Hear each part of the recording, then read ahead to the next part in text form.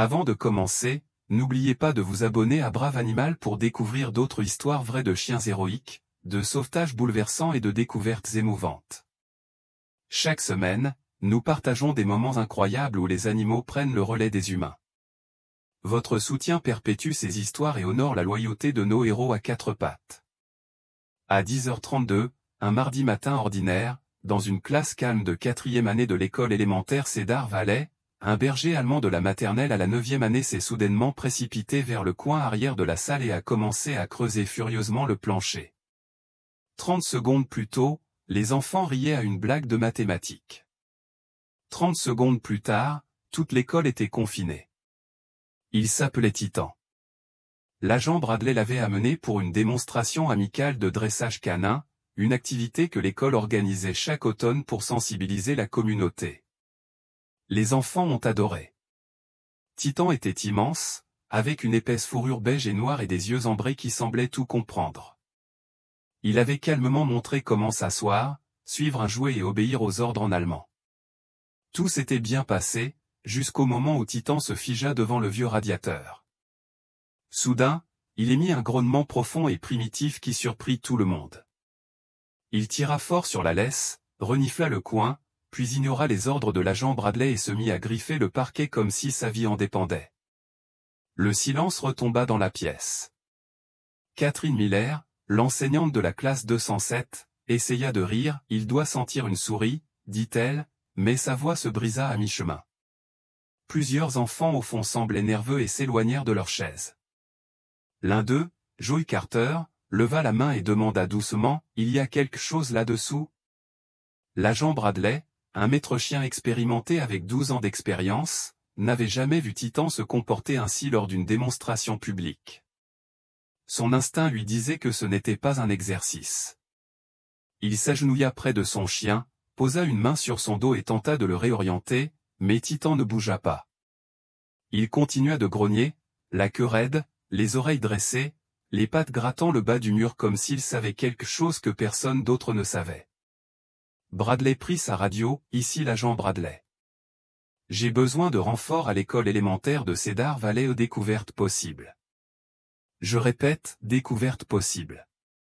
Sécurisez la salle 207. » En 7 minutes, 2 voitures de patrouille et un policier en civil arrivèrent sur les lieux. Les enfants furent rapidement évacués vers la cafétéria, les parents furent prévenus d'une menace potentielle, mais aucun blessé ne fut signalé. La salle 207 fut bouclée. Titan n'avait toujours pas bougé, il était maintenant assis, parfaitement immobile, les yeux fixés sur un point précis, entre le plancher et le radiateur mural. Lorsque l'inspecteur Daniels lui a demandé ce qui s'était passé, Bradley a simplement pointé du doigt. Il ne quittera pas cet endroit, et je lui fais confiance. Quoi qu'il y ait là-dessous, ce n'est pas rien. Daniels s'accroupit, colla son oreille au sol, puis frappa doucement sur le bois. Cette partie de la salle de classe avait autrefois servi de niche de rangement avant d'être scellée lors de rénovations 10 ans plus tôt. Personne n'y avait prêté attention depuis. Prenez les outils, ordonna Daniels. Le personnel d'entretien dévissa les plinthes et souleva délicatement les planches du plancher. L'odeur les frappa en premier où elle n'était pas forte, mais elle était anormale, une odeur chimique, ancienne et sèche, mêlée à quelque chose d'aigre et de métallique. Le genre d'odeur qu'on n'oublie pas après avoir travaillé sur quelques scènes de crime. Titan se leva et se mit à gémir. Sous la dernière planche se trouvait un espace d'environ 45 cm de profondeur, enveloppé dans un vieil isolant. Entre les couches se trouvait un paquet recouvert de plastique, enveloppé de rubans adhésifs et étiqueté avec du ruban rouge qui avait viré au rose au fil des ans. Daniels recula, enfila des gants et souleva délicatement le paquet. À l'intérieur se trouvaient des objets que personne ne s'attendait à trouver dans une école primaire, une boîte métallique scellée. À l'intérieur se trouvaient 2 minuscules os, cassants et sombres, une photo Polaroid d'un enfant terrifié, une pellicule non développée, une clé USB étiquetée, 1975 confidentielle, et une note écrite d'une écriture apparemment tremblante, « Il m'a dit que personne ne me croirait. » Le visage de Daniels pâlit. Il appela immédiatement l'unité médico-légale. « On a un truc grave, dit-il dans son téléphone en arpentant le couloir. ça risque d'être grave, très grave. Le directeur, Monsieur Howard, arriva quelques instants plus tard. Lorsque Daniels lui montra le mot, le vieil homme vacilla légèrement, puis s'appuya contre le mur. Cette écriture ressemble à celle de Madame Grave, murmura-t-il. Elle enseignait ici dans les années 70. Elle a disparu pendant les vacances de printemps 76. Son affaire a-t-elle jamais été résolue? Non, demanda Daniels.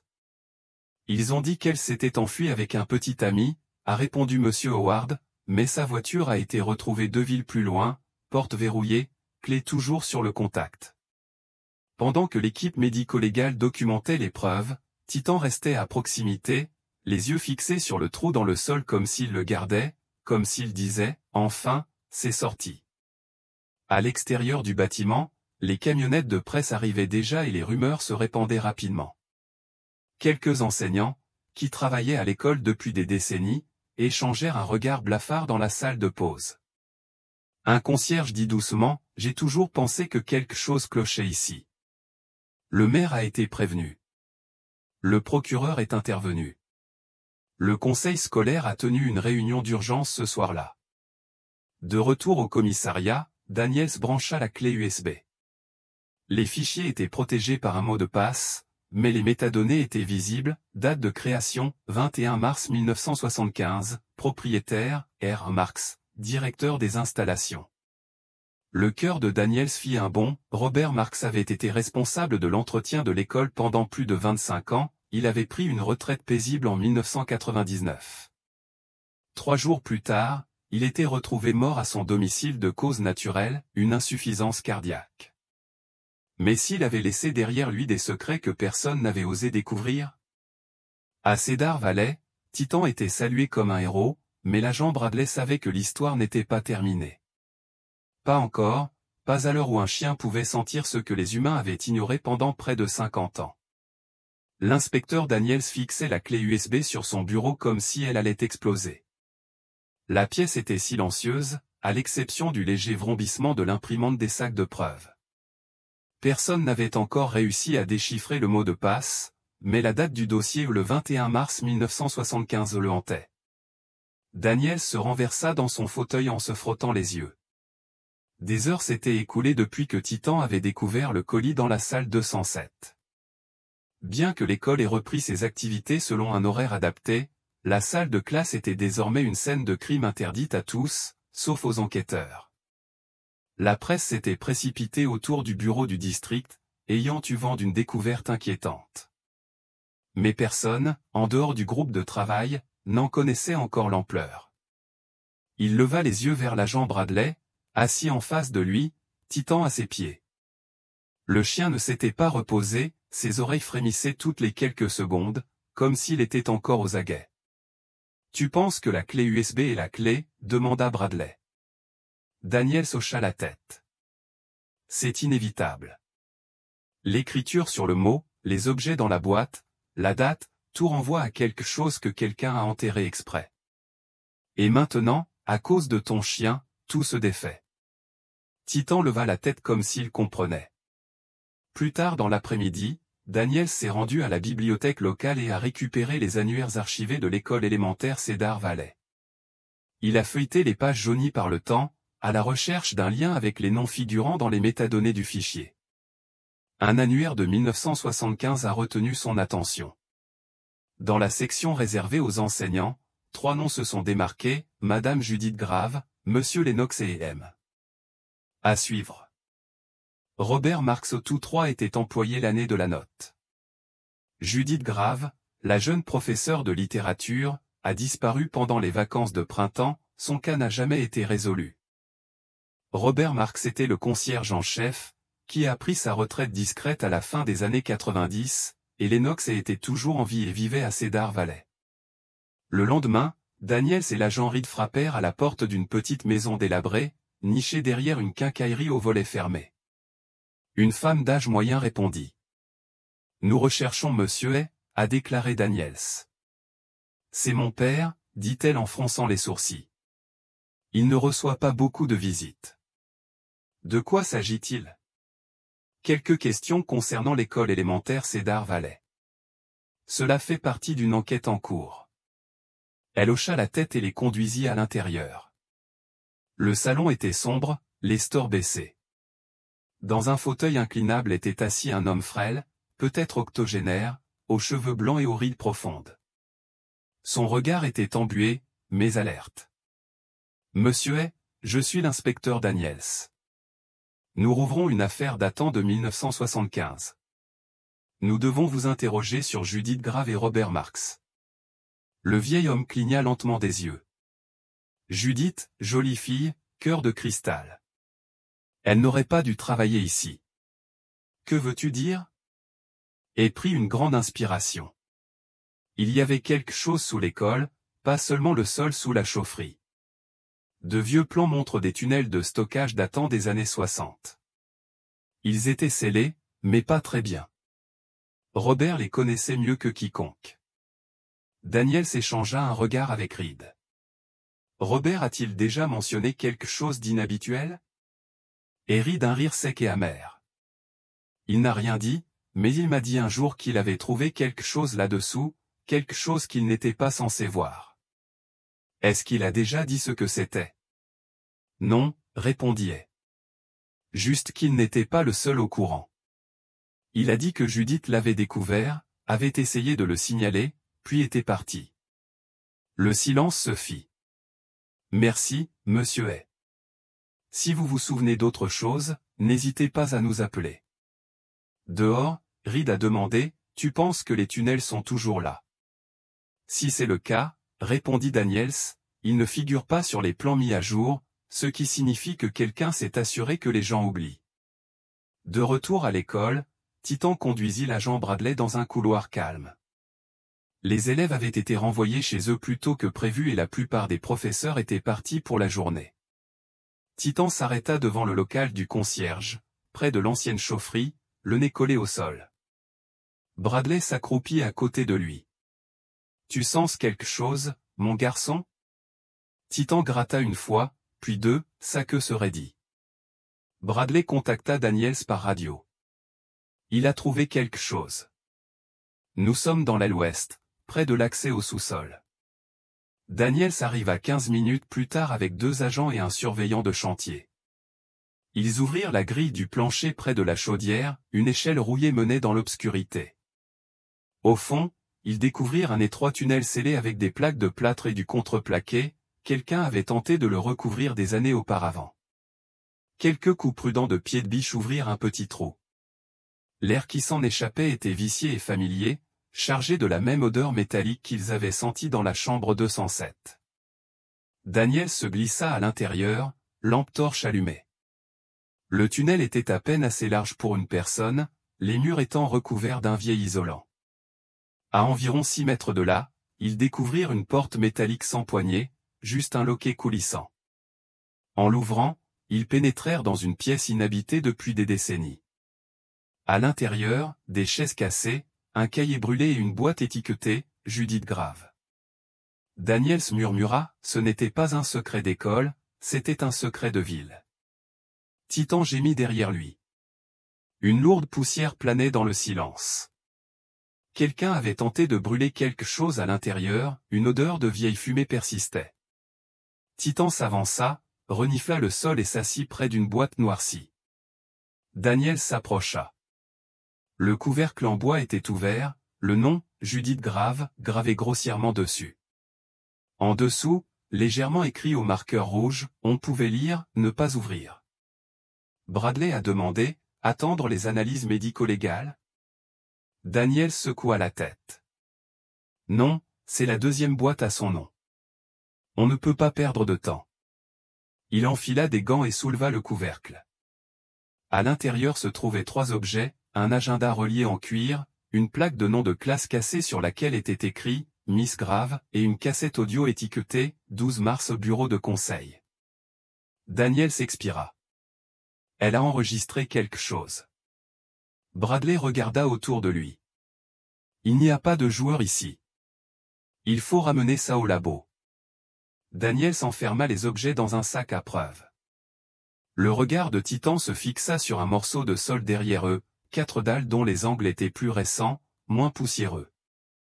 Bradley souleva une tuile, puis une autre. En dessous se trouvait du contreplaqué cloué à un cadre. Daniels le souleva, révélant un compartiment revêtu de béton. À l'intérieur se trouvait une couverture pliée, pourrie et tachée de noir, une seule chaussure d'enfant et une poupée avec des traits en plastique fondu. Daniels recula, le cœur battant. Encore une autre cachette. Bradley murmura, que s'est-il passé dans cette pièce? Aucune réponse. La vérité était enfouie plus profondément qu'il ne l'imaginait. Ce soir-là, le technicien de laboratoire passa la cassette. Des parasites, puis un clic, puis une voix féminine jeune et fatiguée. Ici Judith Grave. Je ne sais pas qui l'entendra, mais je ne peux plus me taire. Pause. Une porte grinça.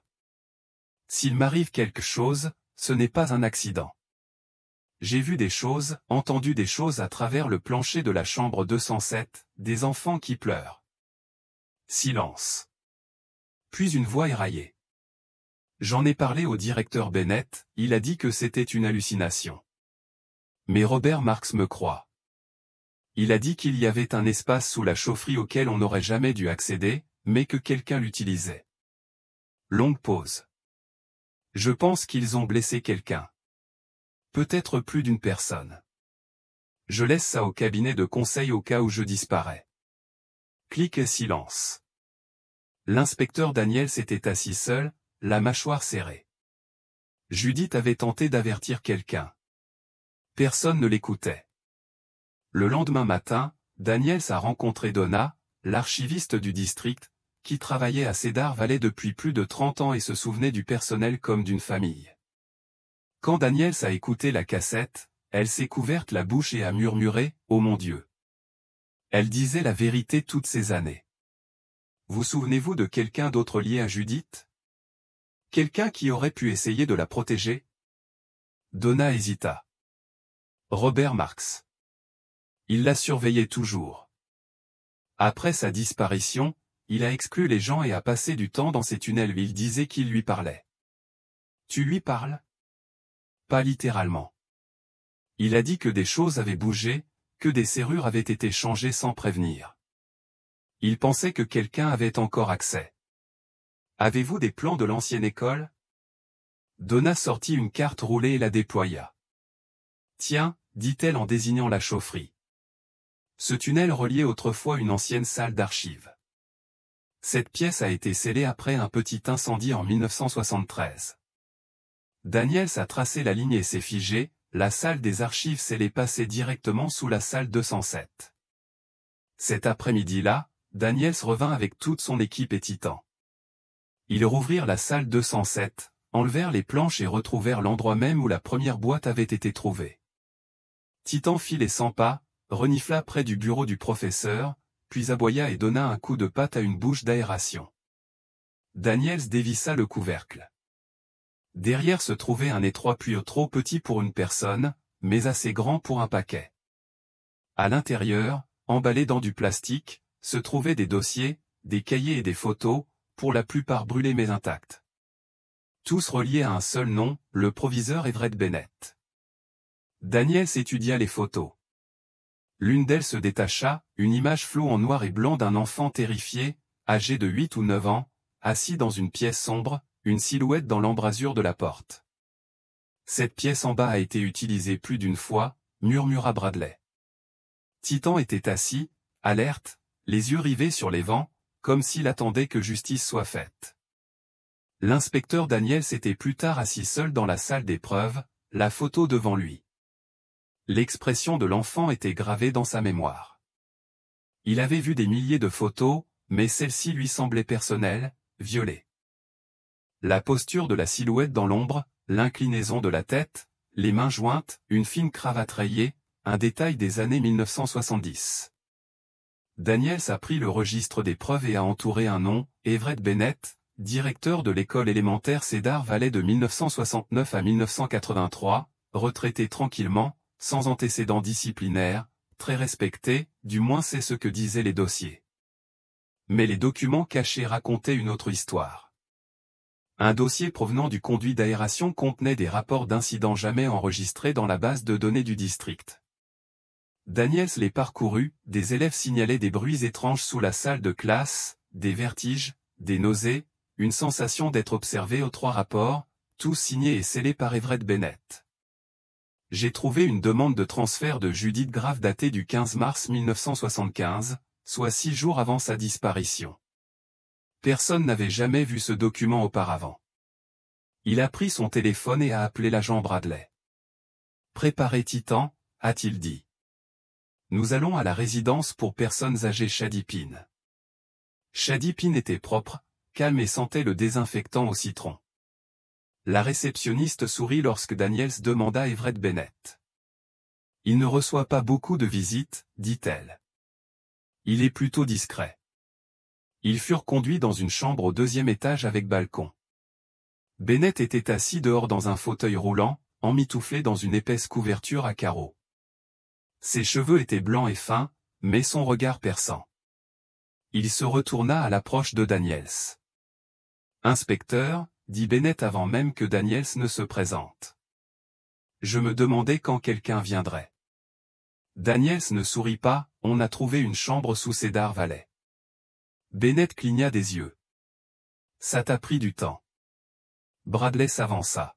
« Alors, tu le savais ? » « J'en connaissais des parties, » dit doucement Bennett, « mais personne ne voulait y croire, et puis les gens ont arrêté de poser des questions. » Daniels déposa un sac scellé contenant des preuves sur la table. À l'intérieur se trouvait la photo. « C'est toi. » Bennett la fixa longuement. « Cette photo n'aurait jamais dû exister. » « Alors explique-le. » Le vieil homme prit une longue inspiration. « En 1974, nous avons découvert que les plans de l'ancien bâtiment prévoyaient un tunnel de maintenance sous la salle 207. Robert Marks était le seul à y avoir encore accès. Il disait l'utiliser pour transporter discrètement des fournitures, mais c'était un mensonge. Il cachait quelque chose là-dessous. « Qu'est-ce que c'était ?» demanda Daniels. « Je ne sais pas exactement. Je sais seulement que Judith est venue me voir pour me faire part de ses inquiétudes. Elle avait vu des enfants escortés dans la pièce du dessous par quelqu'un qui n'était pas censé être là. Elle n'a pas dit qui, juste que ça ne lui semblait pas normal. Pourquoi ne l'as-tu pas signalé ? J'ai essayé, murmura Bennett. J'ai appelé le district. Ils m'ont dit de laisser tomber, qu'ils géreraient ça en interne. Daniels plissa les yeux. Alors tu l'as laissé disparaître ? Bennett détourna le regard. Je pensais qu'elle s'était enfuie, c'est ce qu'ils m'ont dit. Je ne savais rien pour la cassette, la boîte ou cette pauvre enfant. Titan laissa échapper un gémissement sourd, les oreilles en avant. Daniel se pencha. Tu en savais assez pour poser d'autres questions, et tu ne l'as pas fait. Il y eut un silence. Finalement, Bennett dit, alors, assurez-vous que quelqu'un le fasse. De retour au commissariat, Daniels ordonna une analyse complète des réserves hors site du district. Il voulait tout, dossier du personnel, journaux d'entretien, planning de gardiennage de 1969 à 1985. La demande aboutit à 2 caisses de papiers endommagées par l'eau, la plupart inutilisables, mais, caché dans un dossier de paie, se trouvait quelque chose qui fit sursauter Daniels, un chèque annulé daté du 3 avril 1975, à l'ordre de Carson. Ni un enseignant, ni un membre du personnel. Il retourna le chèque. Une note était écrite en cursive tremblante, assistance en matière de sécurité. Discrétion appréciée.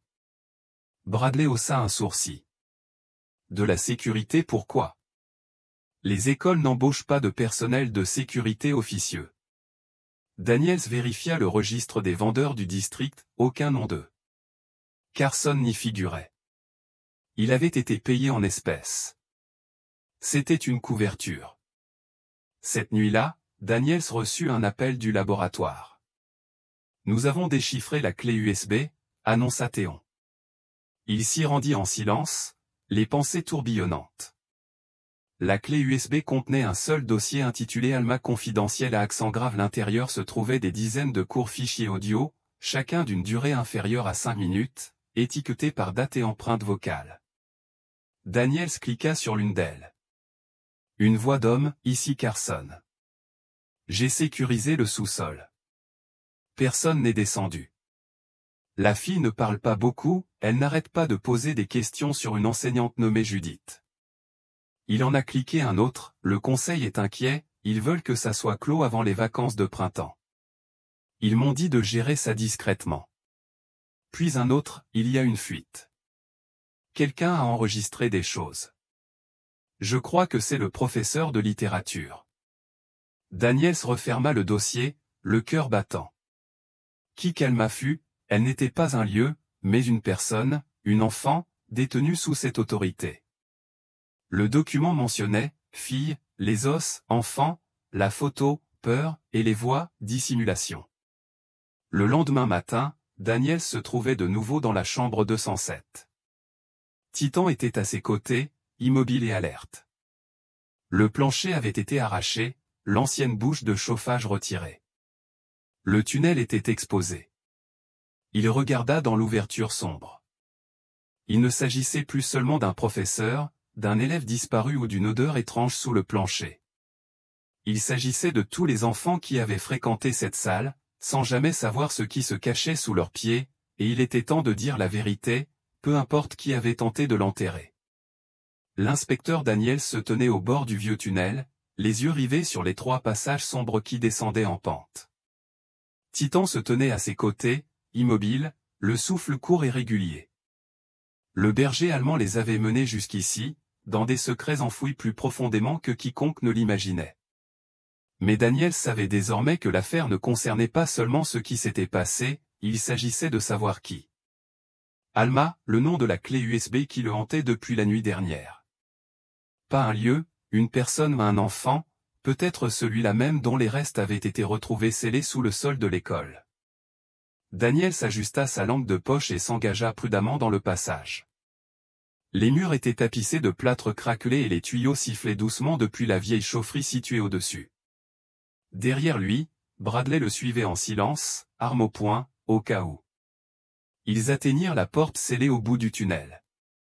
Daniels était déjà venu ici, mais cette fois, il remarqua quelque chose de nouveau, des dizaines de petites griffures fines et désespérées à l'intérieur du cadre, certaines profondes, d'autres encore couvertes de taches rouges séchées, comme si quelqu'un avait tenté de s'en sortir. Titan grogna doucement. Bradley baissa la voix. Elle était là. Daniels hocha la tête et poussa la porte. La pièce cachée au-delà avait été nettoyée des semaines auparavant, après la découverte initiale. Mais maintenant, grâce aux nouvelles preuves, l'équipe médico-légale était de retour. Des lumières bleues baignaient les murs, révélant des taches invisibles à l'œil nu, des empreintes de chaussures, des empreintes de mains, et même un message partiel écrit à la craie délavée près du mur du fond, à l'aide. Une technicienne médico-légale s'est avancée. Monsieur, nous venons de terminer la comparaison de l'ADN partiel des ossements retrouvés dans la chambre en béton. Nous l'avons comparé à tous les anciens dossiers de famille d'accueil auxquels nous avons pu accéder. Demanda Daniels, et elle lui tendit un imprimé. Elle s'appelait Alma Reyes. Née en 1966, pupille de l'État. Arrivée à Cedar Valley en 1974 dans le cadre d'un programme de placement temporaire. Elle ne devait y rester que 2 semaines, puis elle a disparu. Daniels prit le papier et regarda sa photo, une fille de 8 ou 9 ans, avec des cheveux noirs et courts, une dent ébréchée, de grands yeux comme si elle avait déjà peur du monde. Bradley dit doucement, comment un enfant peut-il disparaître d'une école sans que personne ne le remarque? Daniels plia le papier. Parce qu'il s'assurait que personne ne les regardait. Ce soir-là, Daniels rencontra la surintendante du district, Valérie Cruz. Nouvellement arrivée à ce poste, elle avait été nommée 2 ans plus tôt pour mettre un terme à ce que le conseil qualifiait de culture de négligence administrative. Elle était maintenant assise en face de Daniels, l'air sévère. Vous me dites que pendant des décennies, Cedar Valley s'est retrouvé sur une scène de crime non signalé, a-t-elle demandé. Je vous dis que quelqu'un a veillé à ce qu'il reste enterré. Daniels déposa les documents imprimés, les photos et les conclusions médico-légales sur son bureau. Alma Reyes n'a jamais quitté le bâtiment. Son dossier a été falsifié, son nom a été retiré de la liste des transferts. Si nous savons qu'elle existe, c'est uniquement grâce à un nom oublié dans un dossier et à la piste olfactive d'un chien canin. Valérie feuilleta les documents, le visage blême. Les responsables, certains sont morts, d'autres à la retraite, et d'autres encore ont de l'influence dans ce district. Elle leva les yeux. Vous dites que cette dissimulation va jusqu'au conseil scolaire? Daniels ne répondit pas, mais le silence en dit long. Au matin, Daniels avait demandé une audience publique. Les preuves étaient trop importantes pour être dissimulées et trop dangereuses pour être traitées à huis clos. Des cases de reportage étaient alignées devant la station. Les gros titres font la une des journaux télévisés du matin, dissimulation à Cedar Valley, des restes d'enfants retrouvés sous une école, l'affaire Alma Reyes rouverte après 50 ans. Daniels s'est présenté devant les caméras pour prononcer le communiqué de presse suivant. Nous pensons maintenant qu'Alma Reyes, une enfant placée dans les années 1970, a été cachée puis tuée sous l'école élémentaire Cedar Valley. L'enquête révèle une négligence administrative systématique et peut-être une faute intentionnelle. Nous n'aurons de cesse que chaque responsable soit identifié et tenu responsable. Titan était assis à ses côtés, silencieux et fort, l'image même de la loyauté. Quand Daniels revint à l'intérieur, Bradley l'attendait. Nous avons reçu un appel du seul parent connu d'Alma, une cousine. Elle vit dans l'Oregon. Elle veut venir identifier les objets. Faites-la entrer, dit Daniels. Il est temps que quelqu'un parle au nom d'Alma. 2 jours plus tard, Maria Salgado entra dans la station, les mains tremblantes. Elle approchait de la cinquantaine, mais ses yeux s'illuminèrent en voyant la vieille photo d'Alma. C'est elle, murmura-t-elle. Elle a vécu avec nous un été où nous n'étions que des enfants. Puis elle a été intégrée au programme et n'est jamais revenue. Daniels lui montra la poupée fondue à moitié disparue, mais le nom brodé sur le tissu était encore lisible. Rosie, demanda Maria en se couvrant la bouche. C'était la préférée d'Alma. Elle se tourna vers Daniels, les yeux emplis de chagrin. Ce n'était pas qu'un dossier. C'était une vraie petite fille. Elle adorait chanter. Elle avait peur du noir. Et elle tenait toujours cette poupée dans ses bras quand elle se sentait seule. Daniels baissa les yeux vers la boîte à preuves. Elle n'est plus oubliée. Chambre 207. Une petite plaque avec son nom, une photo encadrée de Titan et une ligne gravée dans la pierre, pour Almaréa, tu as été vu, tu as été entendu, tu es chez toi. Le jour de la commémoration, élèves, parents et personnel se sont rassemblés en silence, pas de discours, pas de presse, juste un instant. Titan était assis sous la plaque, les oreilles en arrière, la queue enroulée, les yeux fixés sur l'endroit où la vérité a finalement fait surface, la pièce où le chien refusait de s'arrêter de creuser, la salle de classe où le passé refusait de rester enfoui, et l'école qui ne pourrait plus jamais faire semblant. 3 semaines s'étaient écoulées depuis le retour d'Elma. Les médias étaient passés à autre chose, d'autres gros titres occupaient les écrans, mais l'intérieur de la salle 207 de l'école élémentaire Cedar Valley ne serait plus jamais le même. L'inspecteur Daniels non plus. Il était assis tranquillement sur un banc sous le vieux chêne devant l'école. À côté de lui, Titan se reposait, son épais manteau luisant sous le soleil matinal. Des enfants jouaient de nouveau au loin, les rires revinrent lentement, prudemment. Daniels regarda une dernière fois la plaque. Le vent soufflait doucement, agitant les rubans jaunes noués autour de la clôture. L'histoire d'Alma n'était plus enfouie dans l'ombre, on se souvenait d'elle. Il pensa à la fille sur la photo, à la poupée cassée, aux légères rayures sur la porte et à la voix sur la bande qui implorait qu'on la croie. Elle n'avait pas eu de tombe pendant près de 50 ans, mais maintenant elle avait un nom gravé dans la pierre et un héritage porté par un chien qui refusait de cesser d'aboyer. L'audience finale s'est tenue au palais de justice de la ville. Peu de sièges étaient occupés, juste une poignée de survivants, quelques journalistes et des responsables de l'école, principalement les nouveaux. L'inspecteur Daniels s'est présenté lorsqu'on l'a appelé. Il a lu le rapport complet. Alma-Ray a été illégalement séquestrée sous l'école élémentaire Cedar Valley en 1975. Sa disparition n'a jamais été signalée par l'école. La seule trace de sa disparition provenait d'un transfert de dossier raté et d'un nom inscrit dans un registre d'entretien. Ses restes ont été découverts après qu'un agent canin, Titan, a alerté son maître lors d'une visite en classe. La salle était silencieuse. L'enquête a révélé que plusieurs personnes avaient ignoré, falsifié ou dissimulé des documents liés à son affaire. Une enseignante, Judith Grave, a tenté de révéler la vérité. Elle a disparu une semaine plus tard et n'a jamais été retrouvée. Nous pensons maintenant qu'elle a été réduite au silence pour protéger les responsables, a déclaré Daniels. Grâce à Titan et aux fichiers audio conservés sur une clé USB, nous avons pu retrouver des noms, des lieux et des documents manquants qui ont permis de découvrir la vérité. Cette affaire ne se résume pas au passé. Il s'agit d'écouter quand personne d'autre ne le fera, de prêter attention à ce que les autres rejettent. La juge hocha la tête. Qu'on sache, dit-elle, que le nom d'Alma-Ray ne sera plus jamais effacé. Dehors, les journalistes se pressèrent tandis que Daniels et Bradley sortaient du tribunal. Mais Daniels ne s'arrêta pas devant les caméras. Il s'accroupit près de Titan et murmura « On a réussi ». Le chien lui caressa la main et remua la queue une seule fois. Plus tard dans la semaine, le conseil scolaire de Cedar Valley a approuvé le changement de nom de la salle 207. Elle ne serait plus une simple salle de classe.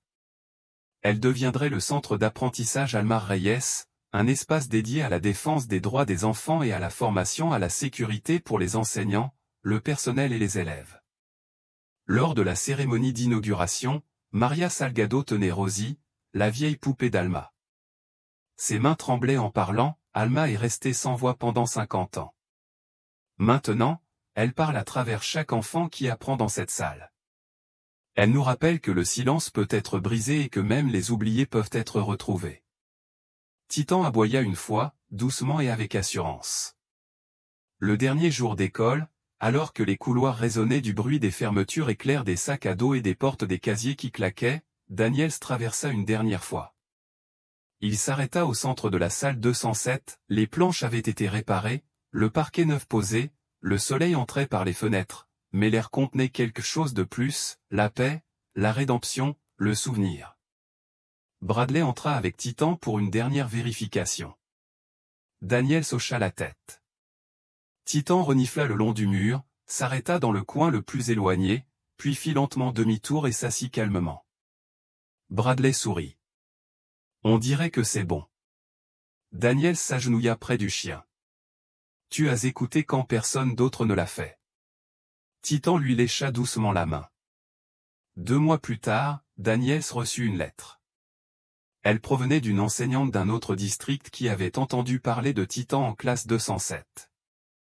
Elle avait une élève qui refusait de parler ou une enfant placée, silencieuse et renfermée. Mais lorsque l'élève rencontra une unité de maternelle en visite, elle s'exprima pour la première fois depuis des mois. Ces mots, « Je me sens en sécurité maintenant ». Daniels plia la lettre et regarda par la fenêtre de son bureau. Il n'avait jamais été question d'un seul enfant. Cela ne le serait plus jamais. Merci d'avoir suivi l'histoire d'Elma et d'avoir honoré la vérité qui a mis des décennies à émerger. Si un chien n'avait pas parlé par ses aboiements, la vérité aurait-elle éclaté ? Qu'est-ce qui est le plus fort selon vous, le silence ou le courage de le briser? N'hésitez pas à nous laisser vos commentaires.